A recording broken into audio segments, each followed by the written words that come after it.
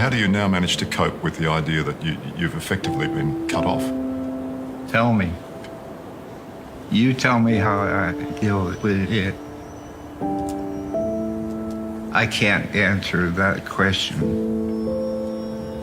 Well, it's just impossibly sad, isn't it? Yes. From a father's perspective. Yeah. It's a huge disappointment, and it's sad every day. What about those grandchildren? I would love to see them. I would love to see them. Archie and Lilibet. Yeah. You'd like to at least... They're going to have my nose. They're going to have my eyes. I know. If Meghan was here now, what would you say to her? Let's go somewhere and talk. And I say, what's wrong? What? How can I fix this? How can I fix this? Of course, I love you. And the bottom line, Harry, nice guy. I love you for marrying my daughter. Meg, I love you. I love my grandchildren. I love to see them. I'm open to any kind of conversation. Thank you. All right. I'll go first on this one. I think he's realizing there's no hope to fixing this relationship. I don't think there is. I think she's too far gone, and he went too far in the wrong direction when all this stuff started happening. And I think his approach to it wasn't something a father should take. He's taking that approach now as he's saying these things, but because I feel so sorry for him, take his neurological deficits into consideration. It feels like this is real. I think he really feels that way. I think he is sad. I think he wants to connect with her. He's all of his facial expressions, as limited as they are, you're seeing those things that tell us he's sad. We're seeing the things in the brow we should see. We're seeing the thing in the mouth and the face we should see. They're really small, but they're there. He's saying what he should have said at the beginning when all this started. And I think it might be a little bit too little too late right now. But I believe him, and I feel sorry for this guy. I think that's really sad. Chase, what do you got? I'm going to go long, and I won't apologize for it for the first time ever. This is didn't laugh. with you. I'll get my mug of hot coffee. Hang on. Two-handed. This is honest, genuine, loving, and not one shred of fakery, false motives, deception, or misleading words. This is a man who sees his family, I think, before he sees anything royal. He sees a daughter first and then the royal family. I think he sees family first. He's not obsessed with status and hierarchy. He's just focused on his family. He doesn't care. I don't think he cares about social standing and climbing and all of that. As an example, questions drive our focus, all of our focus. The little silent questions we have in our head drive about 100% of what we see and what we focus on. And if I told you to pause the video right now and search the place that you're at right now and find everything you can that's orange, you could do it. And if I gave you 15 seconds and said, all right, stop. And then when I asked you how many blue things there were, you wouldn't have seen most of them. Your internal question of what's orange drove the focus, but it also determined what's important and what to delete from your working memory. And in this case, you're seeing a father who has an internal questions of, what can I do to fix things with my daughter? How can I bring my family together? How can I make this right? And probably has some medical bills. I'm just going to throw that in there. And a daughter of his asking, how will this situation benefit my social status, my social standing, and what will I gain from this socially? What will I gain from this economically? So in your life, think of the internal questions that you might be asking. Things like, how can I get them to know what they're doing wrong? Might be less useful than, how can I repair this relationship? Or how can we get back to common ground? Greg, what do you got? Yeah, a couple of things. So let's first start by saying, yes, I do think we're seeing genuine emotion here. And there are a few reasons. I see real emotion. Doesn't mean he's right in how he got here. Look, a lot of people do things that are wrong, get them into a bad place, and then they are trying to fix it or do something that's right. Let's add to that. It's clear this guy's on his last leg. I mean, whatever his last leg is it years, days, months, weeks? We don't know. But when people get to that point, they get to what I call fatalistic. You know, you go through a life cycle. I've got a whole book I've worked on that's almost ready that has fatalistic as a last step. And that means I'm in glide path, but I need to fix those last things, whatever they were that I couldn't fix. So we all want to fix those things. Unless you're just a psychopath who has no feeling for other people, you're going to feel that. So let's just say that. It doesn't mean he's perfect and doesn't mean he's right, but means he is truly feeling emotion.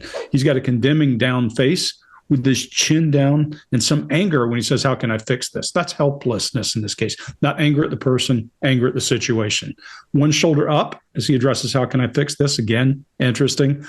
The reason I think this is real is because the last thing he does is when he is saying, how can I fix this? He's mugging for the camera. And I think he's facing that camera, not thinking about himself. I think he's thinking, this she may see. This I can push to her. Whereas he can't probably write her a letter, get her on the phone, or do any of that. And if you don't think that's true, pay attention. Watch him as he finishes saying that, set his lips in a way we haven't seen to now, and his eyes slightly smile. They actually lighten up as opposed to the dark heaviness of when he is saying, how can I fix this? I think he thinks he's gotten this message onto tape, onto video. That might be the whole purpose of this thing. It might be he is the genesis of this and why they haven't gotten together. Maybe he needed both of these people here to make this thing happen. Don't know, but that's what I'm seeing. Mark, what do you got? Yeah, good. I think that's a good analysis. I agree that he is. That smile is one of a real light in his eyes, some real pleasure. I think at the possibility that this could come right, that a meeting could happen. At the same time, how can I fix it? Very pronounced single shoulder shrug, I think, which kind of suggests there's a strong feeling that he maybe can't fix it, that it's not fixable at this point. I agree, Greg, that there is something fatalistic about him at this point, either fatalistic or territorial. So this could go two ways. I agree with everybody that this is real, true sorrow, emotion. I checked it out by turning off that music that Ian and his team, that Michael Nyman music that Ian and his team had put there, just in case you weren't sad. That'll definitely make you sad. And I switched that off and watched again, and all the signals were there. The music didn't have to do any of the work. Though beautiful music, well, beautiful-ish. I mean, yeah, beautiful. I mean, you know, probably what it cost them for that, not having to employ Michael Nyman to do it. It's not bad. Anyway, he says about the grandchildren, they're going to have my nose, they're going to have my eyes, I know. So, Greg, that is either legacy, that's either a talk about fatalistic, like I'm leaving my DNA behind, that is my DNA there, or it could be territorial in that those are mine and I should see them because I have ownership of that nose, those eyes. I know they're my ownership. I don't know quite which way to go on that one. I like your fatalistic legacy idea there, Greg. At the same time, I'm still quite open to the idea that there is in him this throw the ball and he will throw it back. You throw something into his territory and he will try for a bigger ball back. You know, it's a strong possibility with this guy, and that he can't get himself out of that pattern. Even when talking about his grandchildren, he has to have some ownership, some kind of territory over it. That's all I got on that one. One of those tape replays. How do you now manage to cope with the idea that you've effectively been cut off? Tell me. You tell me how I deal with it. I can't answer that question. Well, it's just impossibly sad, isn't it? Yes. From a father's perspective. Yeah. It's a huge disappointment. And and it's Saturday every day. What about those grandchildren? I would love to see them. I would love to see them. Archie and Lilibet. Yeah. You'd like to at least... They're going to have my nose. They're going to have my eyes. I know. If Meghan was here now, what would you say to her? Let's go somewhere and talk.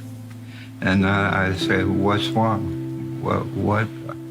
How can I fix this? How can I fix this? Of course, I love you. And the bottom line, Harry, nice guy. I love you for marrying my daughter. Meg, I love you. I love my grandchildren. I love to see them. I'm open to any kind of conversation. Thank you. If you like this video, get the full body language breakdown and analysis on our main channel by clicking this video right here.